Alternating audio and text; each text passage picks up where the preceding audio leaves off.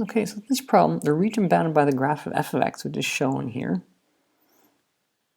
the x-axis, -2, and b, which is here, where b is positive, has an area of 45. Now, earlier I said if it's below the x-axis, it's a negative value, but area is always positive. And so when we're actually asked to find the area, we actually want to count all the squares. So this is actually a positive value, but when I do the integral, it will think of this as a negative 45.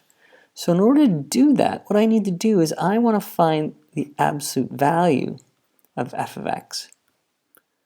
Okay, that will ensure that it is a positive area. And I'm going to go from -2 to b, and I'm looking for b, and I know that this area equals 45. And so in order to solve this particular problem, this is what I have to do, and it's so important that we write down this step. This step here is worth, depending on the question, 2 or 3 points.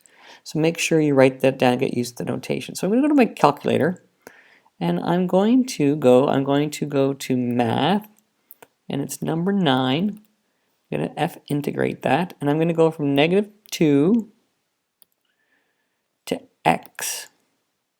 And I'm going to do, inside here I want absolute value. To find my absolute value, I can go to math, num, that's absolute value there. Or my other option, I can go alpha window. And number 1 is my absolute value. And I'm going to go -3 x squared minus 2x subtract 1. And at the end I go d of x. And there is my function. I'm looking for the x value. The top value is 45. And I want to, this is my area function. It's going to plot the area function. It wants to know when is the area 45. So let's go to our window and see what it looks like. And so we have to recognize my x values are going to go from -5 to 4. But my y values are not the y values of this graph. Okay? It's the y values of the area function that I've typed in. And so I know my area is going to be positive, so I'm going to make it go from, let's just say, -5, because it's a small, and I'm going to go all the way up to 50.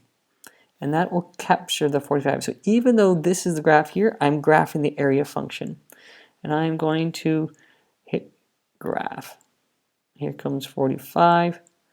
Mine are graphing at the same time. Now, because this is done on a computer, it's fairly quick. But you're going to have take longer on your calculator. What you can do is change this resolution button to 2, and then when you graph it, you'll see them come up way faster. And so now I'm going to go and I'm going to find the point of intersection. I'm going to go second, calc, right, and I'm going to do number 5, intersect.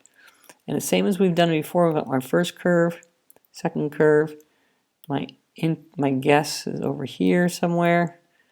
I guess it, and I get my b is equal to 3. And so my calculator will do the work for me, but I use it wisely and we know what it means.